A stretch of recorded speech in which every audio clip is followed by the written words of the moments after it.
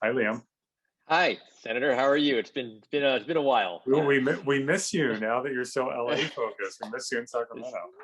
Thanks very much. Yes, I was actually had a good chance to get up to Sacramento recently, and it's a lot of things are changing. So everyone, hi. I'm Liam Dillon. I'm a reporter with the LA Times. I cover housing affordability and neighborhood change statewide for the paper, and I've been writing about housing issues in California for the past 5 years.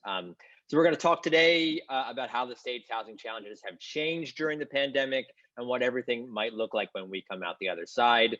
We have a great group of panelists, including the senator, to talk about this today. So I'm going to let them quickly introduce themselves before we dive into questions. And let's start with Enrico Moretti. Hi. Would you like just me to introduce myself, or just say who you are. Yeah, just say okay. Who you are. Yeah. I am Enrico Moretti. I teach at Berkeley in the economics department, and I work on the economics of labor and housing. Okay, Sarah, how about you next? Hi, I'm Sarah Truhaft. I am Vice President of Research at PolicyLink, which is a national research and action institute based in Oakland. And Nick? Hi, I'm Nick Josefowicz. I'm the Chief of Policy at SPUR. We're a public policy organization based in the Bay Area working on housing, transportation, planning, economic justice, sustainability and resiliency, and a few more things. Thanks for having me. And certainly last but not least, Catherine. I'm Catherine Bracey, CEO of the Tech Equity Collaborative. We are mobilizing tech workers and tech companies around a policy agenda that we think makes a growing tech economy create more opportunity for more people. And of course, housing is a central element of that policy agenda. And we've been working on policy advocacy in the Bay Area and in Sacramento for about the last 5 years. So just again, right before we dive in, just to reiterate what Hillary said at the top, audience members can put questions in the Q&A function in Zoom. We're going to leave a good bit of time at the end for audience questions, and so they can be upvoted as well if you like the question, and that might catch your eyes if there are a lot of them. So how I like to run these panels is kind of, I'll throw out questions. I may direct them to a person, but if someone wants to dive in and give their perspective and point of view, please do. I want this to sort of be more like a conversation than say, a formal Terry Gross interview on NPR. So I'm gonna start with something pretty high level here.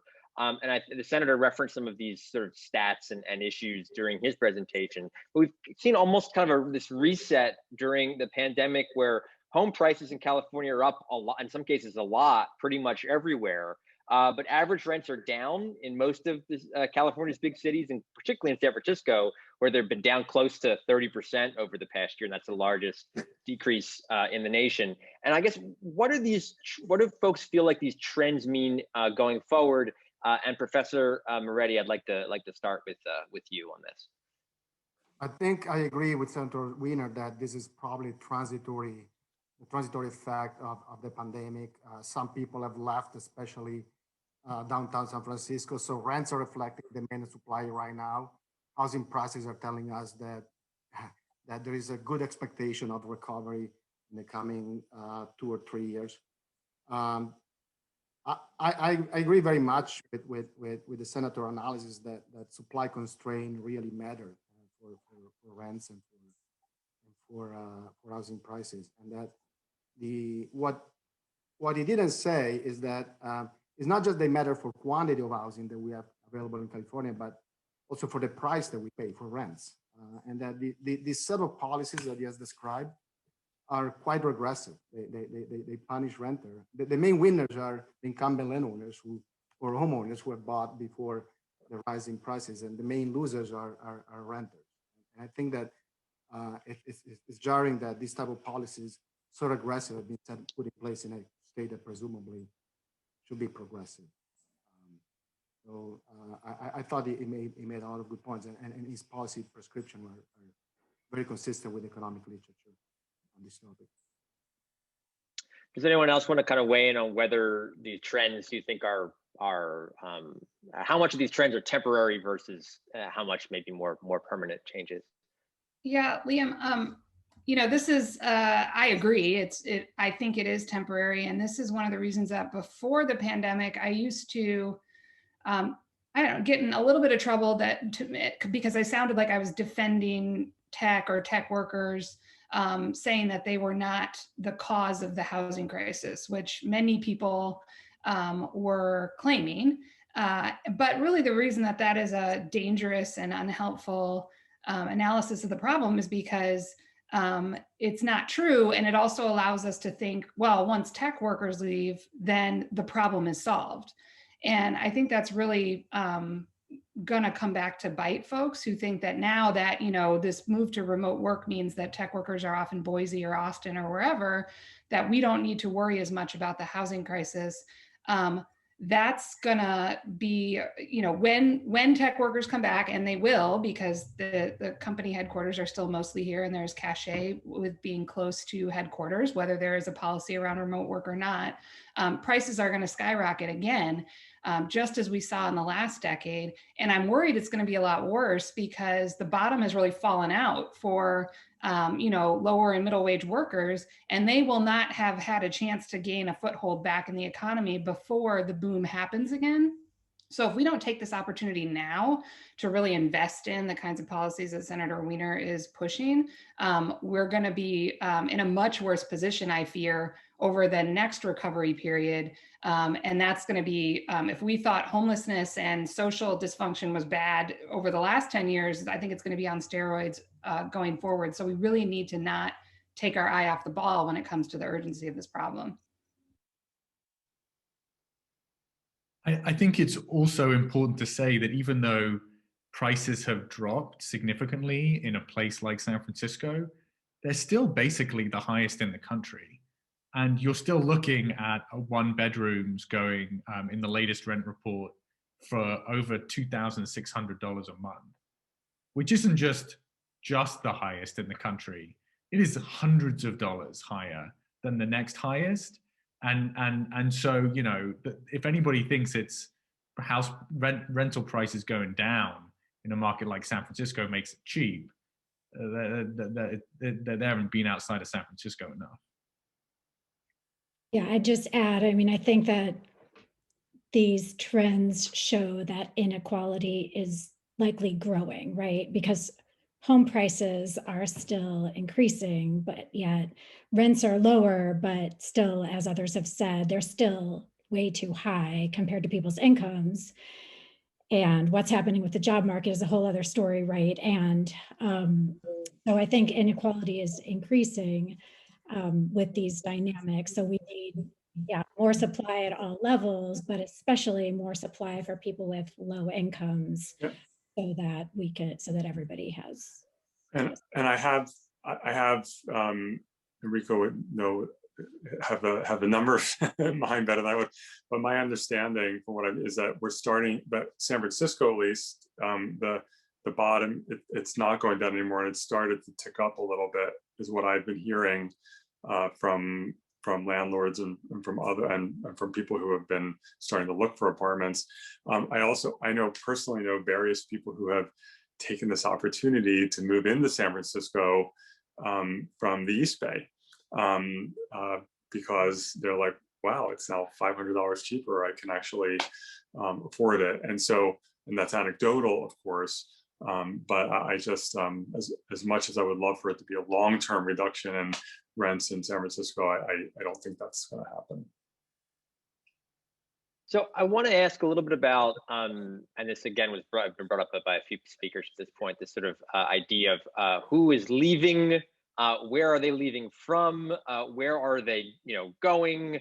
Are there people, I saw one study was interesting, looking at migration patterns that suggested that the big reason why you're seeing some potential population declines in larger urban areas is not that there are a lot more people leaving than normal, but actually there's a lot fewer people coming in than they normally would to a bigger city. So I wanted to kind of take everybody's temperature here on that. Do we know much about not just the scale of who's leaving and who's staying, but who these folks are who are moving around perhaps differently than they would have otherwise?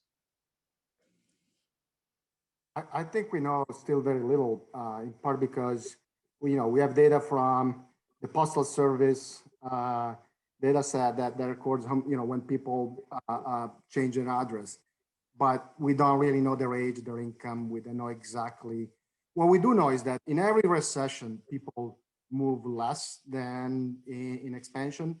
And it is true that if you look at USPS change of address data, there is a general slowdown in mobility rate across the US.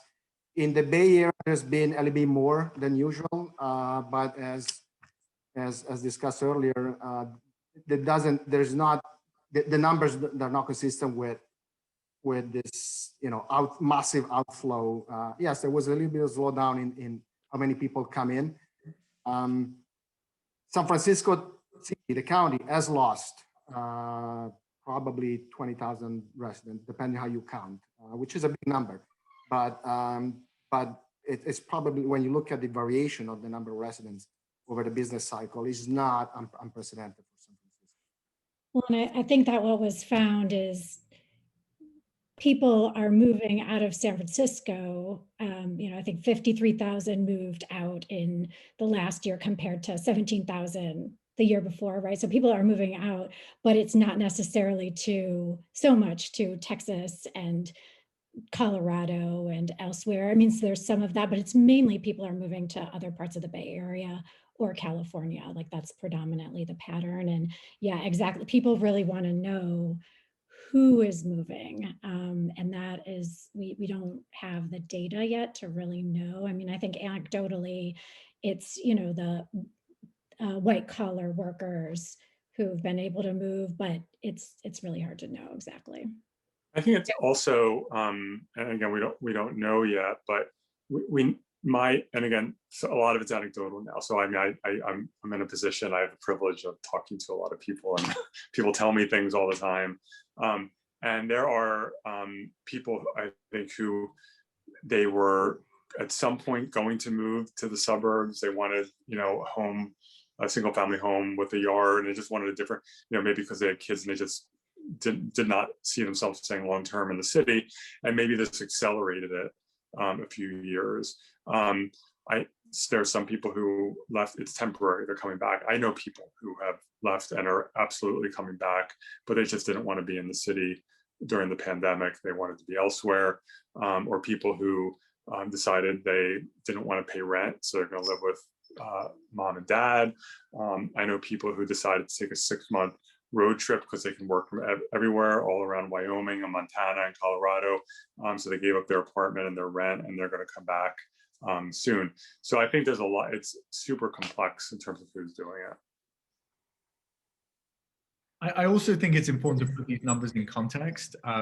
Spur has estimated that over the last 20 years, we've underbuilt housing in the Bay Area by about 800,000 units. And so if we're seeing sort of, 20,000 people, 30,000 people move, that's not going to have a meaningful impact from a housing perspective in the long run on the kind of supply-demand imbalances that we're seeing. So we talked a good bit about so far about tech workers and white collar workers whose incomes have largely been unaffected by during the pandemic. But obviously, lower wage workers have been hammered not only by job loss and income loss, but also in many cases by being more susceptible to contracting the virus itself. And so, I know, Sarah, I want to direct this question to you to start. You folks have done some good research on rent debt. Obviously, if there's less income coming in, less money available to pay for rent. What are you finding, and what are you seeing in terms of how many people owe back rent and how much they actually owe?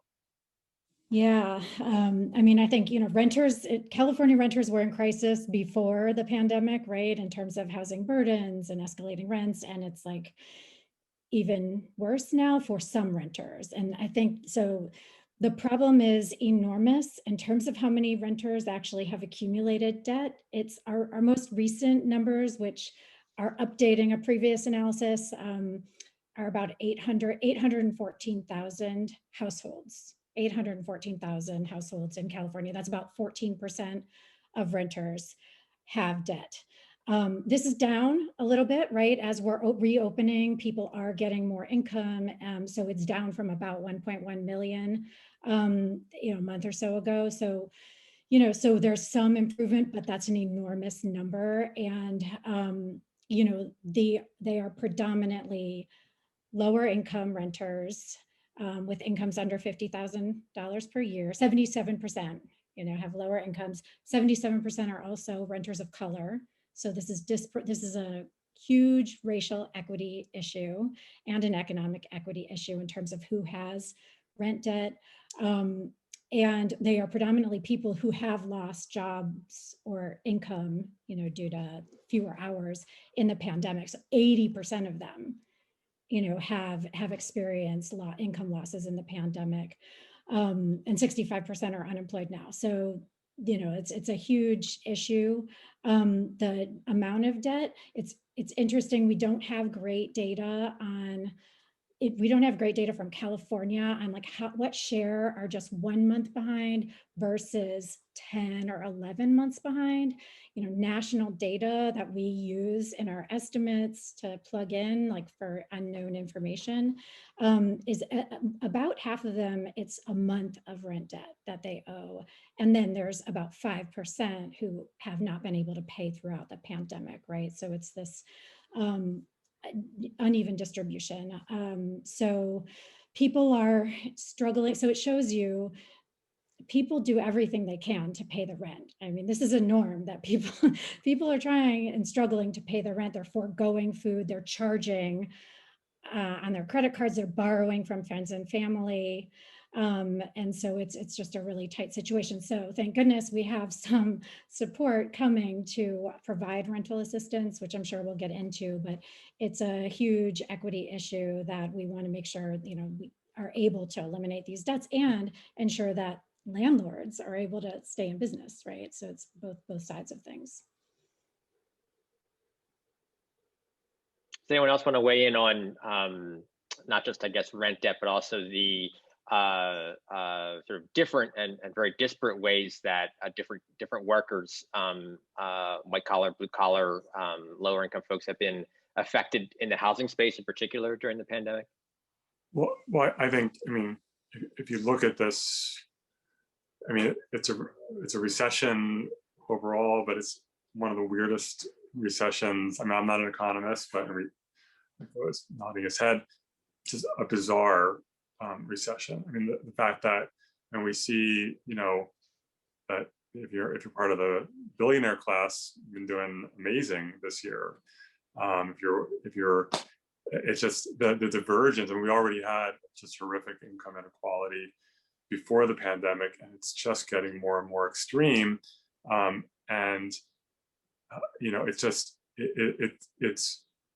going to cause, and I think it was Sarah who said, or no, maybe it was Catherine who said that it's going to cause huge problems after the pandemic with housing, in terms of that continued divergence. I think it's going to cause problems with our tax base. I think it's going to cause all sorts of problems.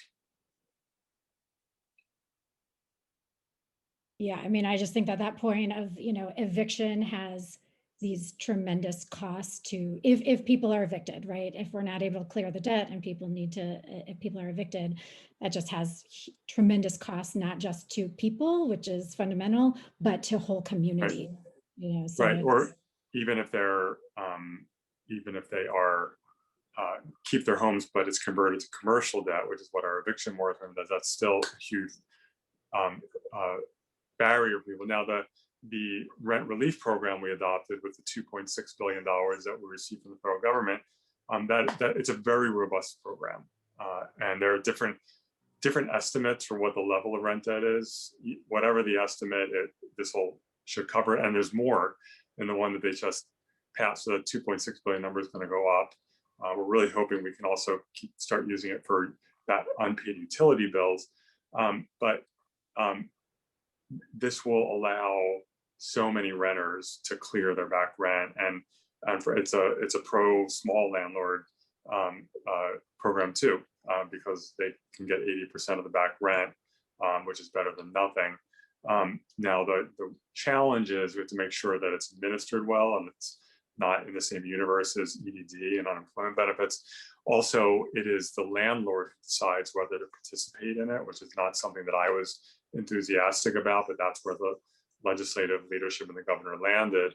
I do think a large majority of landlords are going to have very strong incentive to take it. They get their 80%, and if they don't take it, it can be raised as a defense in a subsequent court action to recover the debt that you refuse to do this, and the court can reduce the damages as a result.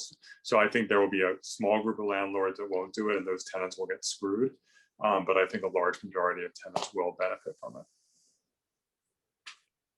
Yeah, I mean, I think there's also a question here just about, you know, to Sarah's point about folks who are putting rent on their credit cards. I mean, you know, paying rent burden, I'm not sure that means they get their credit card bills paid off. And so there's people who are, you know, have had their savings wiped out, they've built debt, and they don't necessarily have their job back. And sooner than later, I think landlords are going to take advantage of being able to increase rent as much as they can, because they want to make up for what they've lost in the last year and sort of play into what I think is going to be, you know, a new boom and a population resurgence. So again, like I'm really concerned about what we're planning to do in the next, you know, 1 to 3 years, rather than what we're even going to do in the next 6 months. And especially because even if we pass all of these production bills, you know, it takes several years for enough new housing to come online to actually make a dent in the deficit.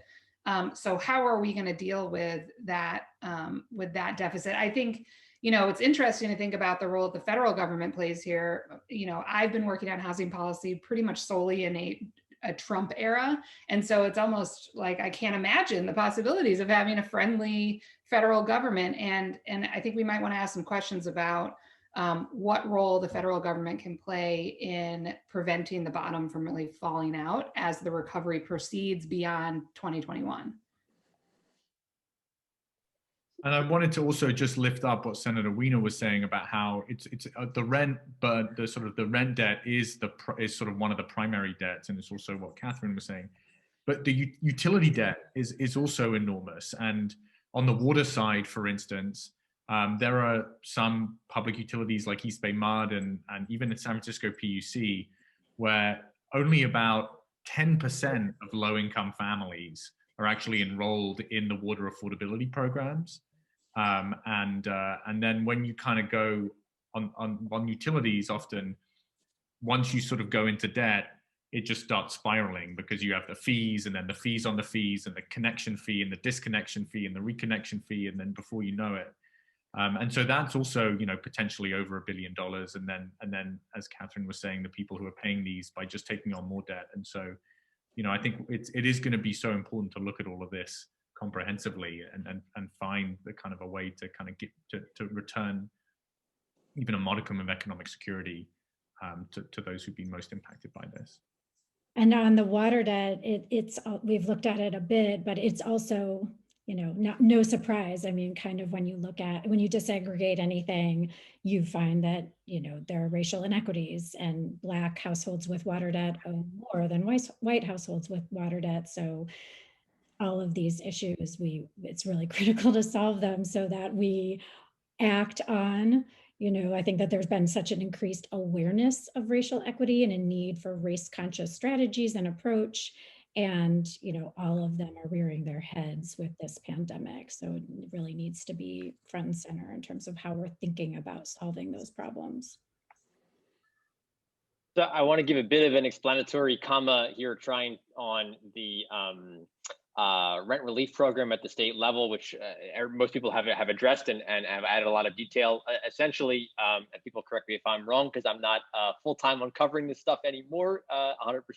But the program works where low-income tenants are allowed to apply, I believe, starting next week, at least at the state level, for to have these dollars, 80% of their old rent debt paid, and then if the landlord takes up that program, and the remaining 20% of what that debt is, it goes away. And so there's a lot of actual hurdles here for, that it ties into eviction protections as well, where tenants have to give their landlord potentially a letter every single month saying that they're not able to make the rent that month. And that actually ties into kind of the next question that I had, which is, and I'll reference a recent story I did where I went to San Francisco and talked about some folks who had taken advantage of lower rents to move into the city, but also spoke with one tenant, a house cleaner, who lost her job at the last March, so now a year ago. Her husband lost his job at a warehouse in the fall. They were struggling to pay rent once she lost her job. Once he lost his job, they simply could not pay their rent. Told their landlord, and they were living in a 1-bedroom with their 3 children. Told their landlord they could not pay. The landlord sort of ushers them out and says, "Look," begins to say, "Well, you have to leave if you can't pay." Not a formal eviction, but certainly some pressure against them. They end up moving in with the house cleaner's mother, also in San Francisco. So now 10 people in a 3-bedroom apartment. Which also is not good, by the way, for concerns about spreading the virus, to have that many people in such a small space. These folks, though, walked away from their old apartment without having any rent debt. Yet, clearly, these are folks who've been impacted both economically and health-wise from the pandemic, and yet under the state program, $2.6 billion being allocated now, an additional, I believe, $2.2 billion about to be allocated from the package that President Biden signed this week. The state program doesn't touch them. And that's just kind of one example. What if you have tenants who don't have formal leases, right? What if you have tenants who pay master tenants, right? They're not connected. And so much of kind of informal economy when it comes to housing as well. How should, and maybe I'll start with the senator here, what is the state doing to make sure that some of these folks are connected to, now what looks like close to $5 billion in relief that the state's getting? Well, so a couple of things. And we've now heard like several really accurate variations, like you paid all your rent, so you have no rent debt, but you have credit card debt, or some of the examples that Liam just gave. There's just a lot of different. It's hard to really target that, and that's why things like basic income and really good unemployment benefits and cash payments to people, all the things that we're seeing in the federal package where they go into debt and print money, is so important, because you're not. It's really hard with these programs to cover every iteration, because there's so much variation in how people survive and operate and how they live, and so that's why so much in this pandemic it's been about just getting money in people's pockets, and there was all this complaints by the Republicans about the $600 extra per week on unemployment, and some people were making as much as they were before, and they had no incentive to go back to work. And my attitude, sure, could that be true with some people? I'm sure with some people it was, but overwhelmingly, we're just trying to keep people afloat so they don't go into rent debt, so they don't have to put it on their credit card, so they don't have to give up their apartment. And so in times like these, whether we call it unemployment benefits, basic income, just IRS depositing money in your bank account, it's so important just to flush that money out there, and it doesn't need to be perfectly targeted, so only the quote unquote worthiest people get it. Just put it out there and make sure people can survive. And so the state is, we've done this with some low income, with an enhancement of the EITC program. We have programs that undocumented people could not use because of the federal government. We have replicated here in terms of cash payments. It's never as much as the federal government can do because we have more constraints, but we've tried to set up these cash payments programs for people. Yeah, and I think that absolutely, and the relief bill that just passed, right, is going to be sending a lot more money, and these are the types of programs. One, direct cash assistance, and expanded unemployment, that has really been an anchor. It's really been supportive for people who can access unemployment benefits. Right now, workers who are undocumented are not going to be able to access unemployment, and so they're completely excluded. So things like the undocu funds that have been really successful in the Bay Area, when you look at the numbers of people that they've served, but like it's really important for localities to have dollars from the federal government, which they're going to have now, to support people, individuals, and sort of looking at, as Catherine's trying to get us into like the next phase, it's also funds for acquisition to get housing in nonprofit ownership, community land trust. How do you compete in the market to like get the housing off market so it's long-term affordable? And that's going to be kind of a next phase that's coming.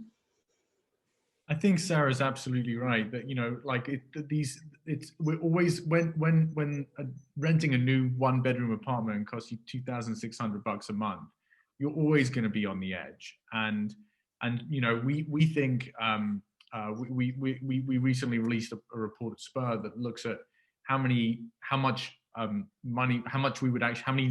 affordable units we would actually need to build in this region. To be able to kind of get into a situation where low-income folks actually have a kind of core housing stability, and we're talking over 1.1 million units over the next 50 years. We'd have to increase by 10 times the number of affordable housing units that we're building right now. But what we also saw is that we can do it. It sounds like a big number, but it's not actually as big a lift as one expects. The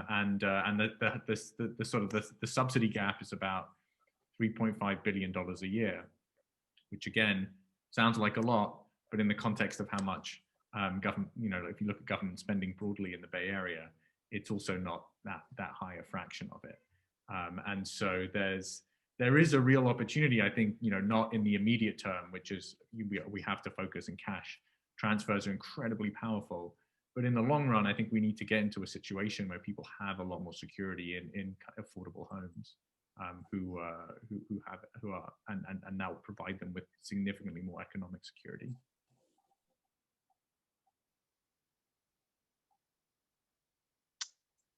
Okay, I think I'll move on. Just one last question before I open things up to the audience questions. I'm going to ask everyone here to weigh in. But what's the, obviously now, I guess about 12 years ago, huge economic collapse based on the failures in the housing market. And then coming out of that, tremendous inequality that emerged that further exacerbated existing inequalities that already were there in the housing market, from racially, socioeconomically, in many different ways. And I guess I want everyone to kind of weigh in. What's the one thing that you think we should do or we need to do to avoid the mistakes that we made coming out of the last recession when it came to housing issues, so that we don't see the same further spurring of the inequities that arose out of 2008?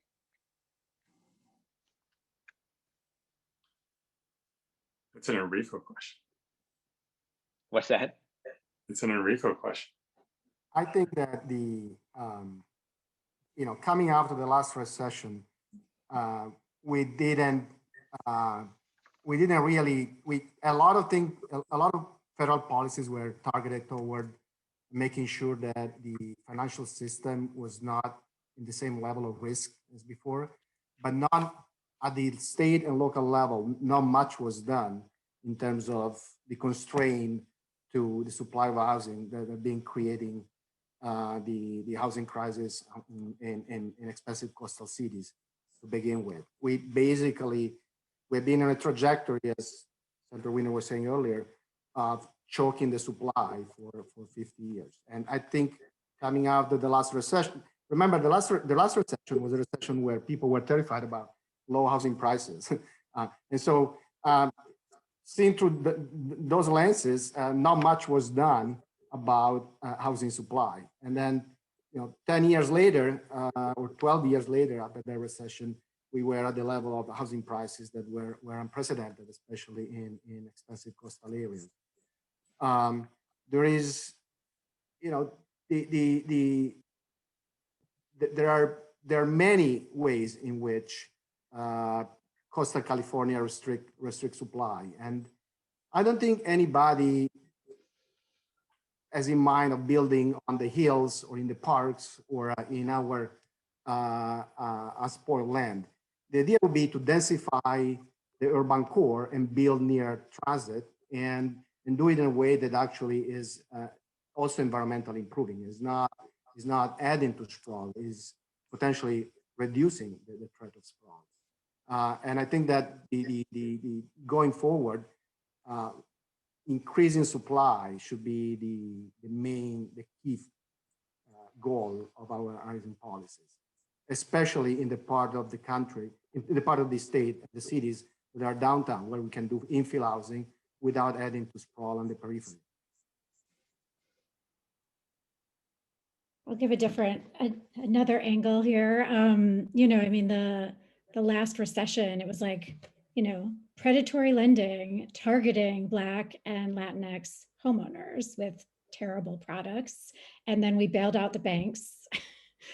And then that helps for, you know, the situation we've been in, right? And also in terms of housing inequities, and also we invested way too little. So it took 10 years for Black workers' employment rates to recover, right? So, and that's been the lesson learned from, you know, Janet Yellen, and, you know, we didn't invest enough. So I think, you know, it's like, how do we have targeted policies that are supporting people, which I think is what we're seeing with cash assistance, expanded unemployment rate. I mean, it's been a mixed response given the previous administration, but I think we're seeing more people first policies, and we need to take a racial equity lens to ensure that we're seeing equitable results, and target resources with that lens in mind. And then I'd just say, I come to it more from an economic rights perspective. You know, in the Economic Bill of Rights, it was like the right to a home, the right to a job, the right to sufficient income. I think that this emergence of housing as a human right framing, which is completely different than what we're used to. But, you know, our vice president is now talking about it. So I think that thinking about how we ensure that everybody has a home is really kind of the direction to go in. I'm going to interpret your question a little bit, Liam.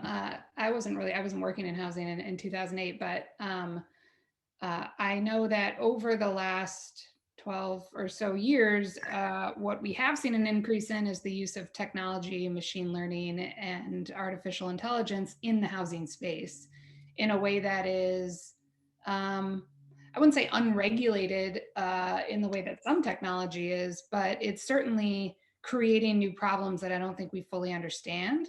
And I hope that as we enter this period of economic recovery, that we are able to think about the ways that we implement technology in things like determining creditworthiness, but also in things like, you know, letting landlords make decisions about who they rent to, that we understand the ways in which sort of opaque technology is making these decisions for us, and that we ensure that those tools are proactively encouraging fairer outcomes rather than embedding the existing bias and racism in the housing system.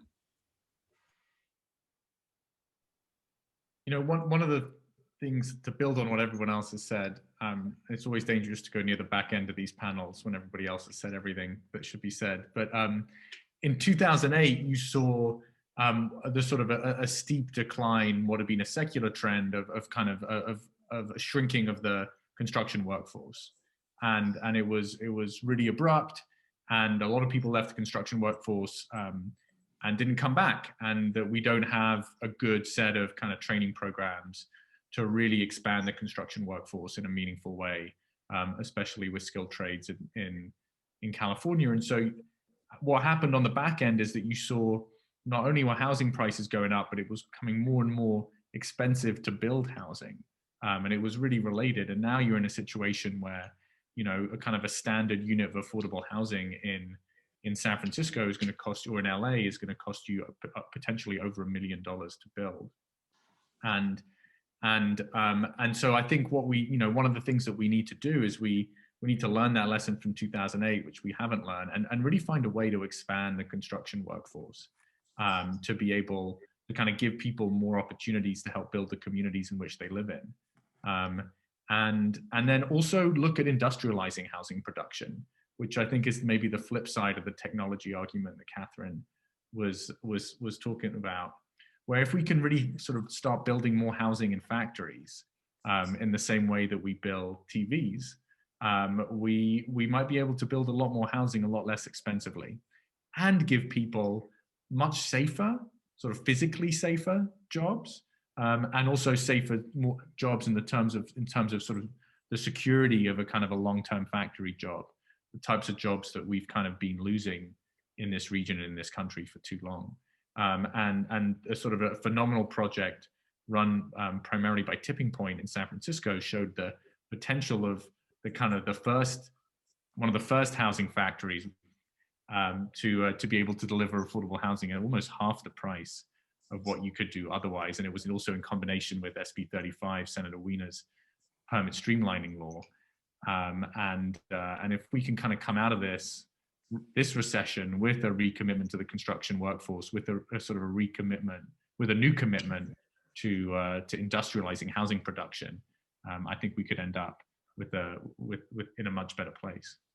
Yeah, I'll just add or complement that or piggyback on that. It's incredibly important. We need more. After the 2008 recession, the construction industry sort of like dissolved in significant part, and construction workforce just scattered, and people ended up elsewhere with other kinds of jobs, and we never really recovered from the loss of that construction workforce. We were getting sort of close before COVID hit, and now obviously we've had a real setback.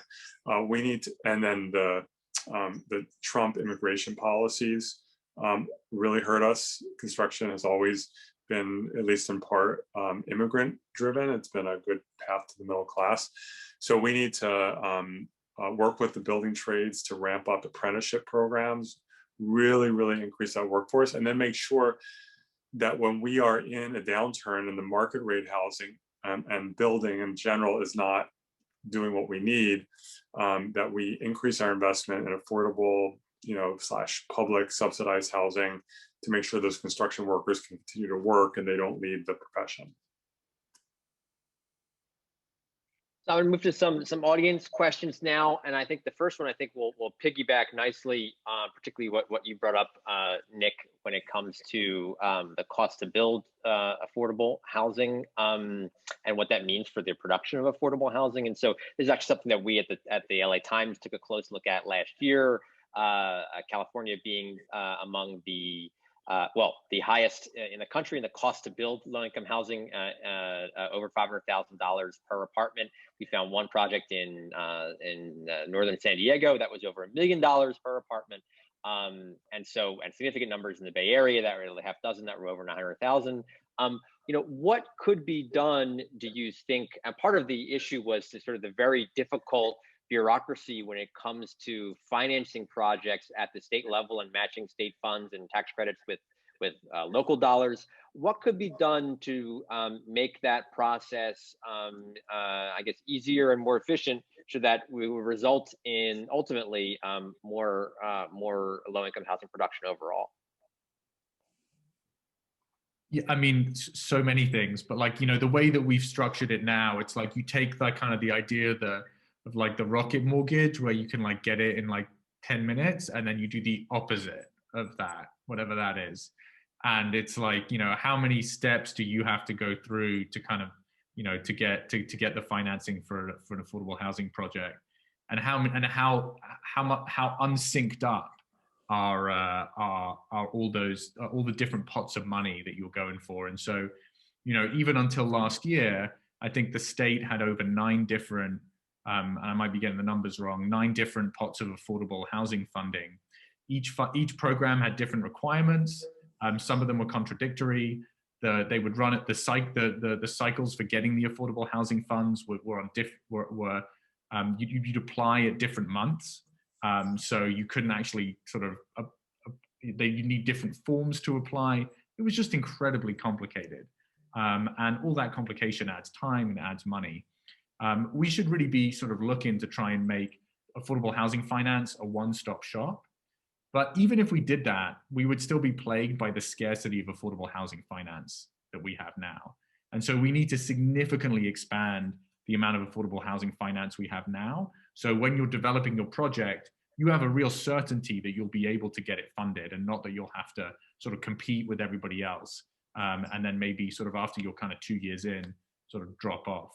And that's why something like BAFA, which is going to be hopefully an acronym we hear a lot more of over the coming years, the Bay Area Housing Finance Authority, which Senator Wiener was involved in helping create. It was a David Chu, Assemblymember Chu piece of legislation, where we could, where the hope is that we can raise sort of on a regular basis tens of billions of dollars Bay Area wide for affordable housing finance, and have a lot of control over that funding, and really sort of reduce the impediments for affordable housing developers to be able to access it, is going to be so important to kind of to do this.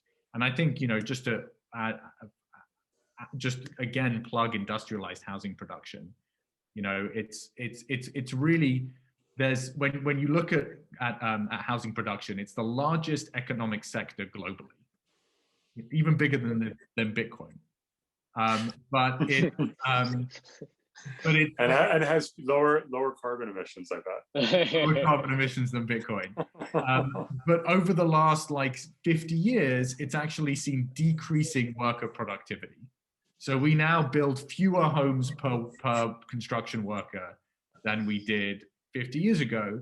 And you compare that to almost any other sector of the economy, you know, where we're building multiple more TVs per TV production worker, or multiple more cars per auto worker than we were 50 years ago. And it's because we have not really at all industrialized housing production. And so we're not necessarily building a whole home in a factory and kind of delivering that whole home to you on a, like in a sort of a, you know, cardboard box with like sort of plastic, you know, with the kind of plastic pellets to keep it from moving. But you can, this is a whole spectrum of how you can kind of be building things offsite in a factory, and really increasing efficiency. And we're only going to see the beginning of that with places like Factory OS. And I think we need to make a real commitment as a region, as a state, that this can be one of the things that is a real driver of California's economy going forward. Well, and especially, it's Senator Wiener brought up, if it's the emissions, right? But if it's green housing, then it's like mobilizing our economy toward a just transition to address emissions too. So I think I love that sort of combination of things. So Senator, how are you going to fix making it easier to build affordable housing? We're trying. We have a bunch of bills this year. We had a bunch of bills. I mean, you know, in fairness, and I know it's easy to critique the legislature. I will critique legislature as well. It's an imperfect body. But in fairness, in the last 5-6 years, if you and I mentioned this in my remarks at the beginning, the legislature has actually passed quite a few impactful laws. And even though SB 50 sort of blotted out the sun for a while, and so people are like, oh, SB 50 lost, you guys aren't doing anything. If you look at the bills since like 2014, 2015, even before I got there, that have been passing, it's actually a lot, and it's good. And you know, now the governor is proposing to have a separate office for accountability and enforcement, because the city of Cupertino, once again, bad actor city. Just remember that city of Cupertino. I don't say that lightly because I don't go after cities. Cupertino is an exception. The current city of Cupertino city government is being a bad actor still around Valco. The state needs to sue Cupertino and shut that down. And so, but we're seeing progress. Sorry for that little aside, but it really bugs me that this one city continues to be a bad actor on housing. And so last year was not a good year because of bickering between the two houses. Everyone was mad, like the rest of the world was during COVID. I think we're going to get some good stuff done this year. We have continuing challenges. There's a war going on right now between the affordable housing builders and the building trades. I got caught up in that last year with Senate Bill 899 to allow churches and some other nonprofits to be automatically rezoned and approved to build affordable housing. Really, like, I think an awesome bill, but this fight caused us to hit the pause button. And until that gets resolved, we're going to have some real challenges, and it needs to get resolved.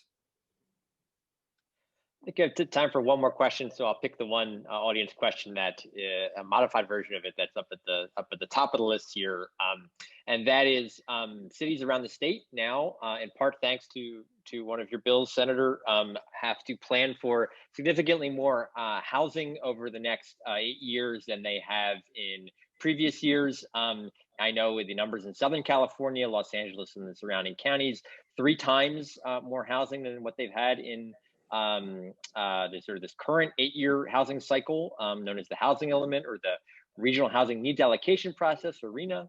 I believe the Bay Area is a little less than 3 times, but still significantly more than what they had to do before. I'm getting perhaps different perspectives here on how you folks think these new larger housing planning goal numbers will influence or change how the state's reacting to or responding to some of the housing challenges brought on by the pandemic. I think they go a long way in the right direction. Again, I think it's important where you build housing. It's not just the quantity, but also where you put it. Take an extreme case like another tech capital, like Austin. Austin builds a lot of housing. In fact, Austin prices, although they're increasing, they're much lower than the Bay Area. But they do it Texas style. There is no constraint to supply, but also they build on the margin more than on the core. So that results, you have like lower rents for sure, but at the same time you have more congestion, more pollution, an erosion of the green areas around the city. So that, I think, it's a model not to be replicated. We want more housing, but we want more housing in the right places. We want that infill housing in the urban core so that you minimize the externalities from traffic, you minimize the impact on climate, you minimize the erosion of the green areas around the cities. And it's not, this is, urban planners have figured it out. It's not rocket science. And I think that good planning takes into account both quantity and the location of the new housing. Yeah, I think that it's going to have a huge impact. And that was Senate Bill 828 that put more guardrails around, made sure that we were actually, when we do our housing planning process, that the housing numbers actually reflect housing need and are not politicized to be, pushed down. The Bay Area numbers, by the way, are about 2.5 times higher than before. They should be higher. We think that HCD did not correctly apply the law. So hopefully that'll be corrected. But as a result of those higher numbers, and in some cases, it's like 1,000 times higher in the case of Beverly Hills, that because of those higher numbers, they're going to have to plan and zone for that in their housing elements. That effectively counts as the new zoning. We've sort of gotten away from, you can have a fake housing element and then never rezone for it. Once it's in your housing element, that's your zoning now and you're accountable for it. And then SB 35 streamlining kicks in. SB 330 by Senator Nancy Skinner, which really is a great process improvement in terms of getting projects approved and lowering the game playing. And some of the other state laws that have been passed, it's going to be a game changer, but it takes time. And this is one of the things that gets lost in housing debates. I think sometimes the people who are really opposed to new housing and don't want to see any change, they sort of think that, oh, if this law passes, it's like apartment buildings are going to like immediately descend from the sky like tomorrow. And then you have supporters who are like, okay, we passed these laws, where's all the housing? It takes time. It's and Nick talked about this a bit. You have to have the land, you have to have the project, you have to have the financing, you have to have the construction workforce, and so it happens over time. But really, that's what we're doing. We're changing the structures so that over time we fix the problem.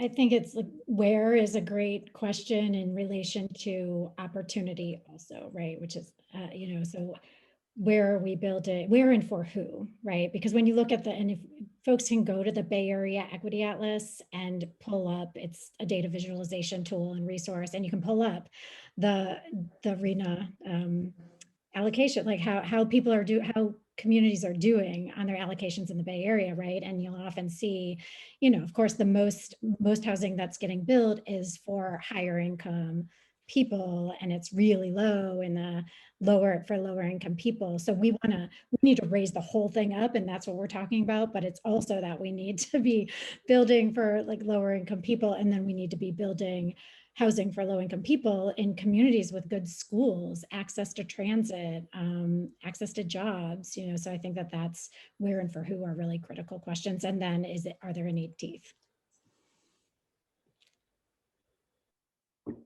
I'm obviously big on Spur reports. That's my job. We modeled out over the next 50 years in a report that's going to be released in the next few months. As to the question of where, we estimated that the Bay Area, if we didn't do anything, was going to build almost twice as many homes in high wildfire risk areas and in areas prone to sea level rise than we would build in areas with good schools and good jobs. We know that if the communities that are majority Black and brown are 50% more likely today to live in areas which are at risk of wildfire and sea level rise, and that's only going to increase. And so we need to flip that in a big way. We need to build almost no homes in areas that are at real risk of wildfire and sea level rise. And we need to build a hell of a lot more homes in places with good schools and good jobs. And we don't have, and yet, those changes, we're trying to, try out the sort of the concept of gentle density. It's the kind of like, it's what Senator Wiener and others were talking about. It's like, you do that with duplexes, with triplexes, with, 4, 5, 6 unit buildings in sort of more suburban locations. And we estimate that with that type of kind of gentle density, we could put over the next 50 years over 1.1 million units in high opportunity areas. If I can quickly follow up on Nick's point on wildfire risk, I think it's about time that the state stops fighting insurance premium spikes in wildfire areas. I think we want those insurance premiums to go up so that the market takes into account the risk of building in areas where we shouldn't be adding new houses. So I think the insurance commissioner should stop trying to fight those increases. All right. So on that apocalyptic note of wildfires, I think we'll wrap this panel. Thank you so much, everybody, for